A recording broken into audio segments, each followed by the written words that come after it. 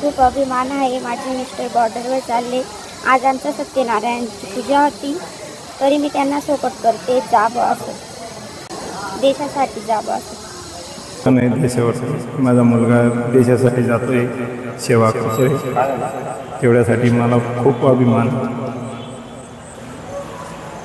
हे लग्न नुकतंच झाल्यानंतर माझी सूनबाई बी सपोर्ट करते आम्हाला सर्वांना, परिवारांना। आमच्या त्याला शुभेच्छा।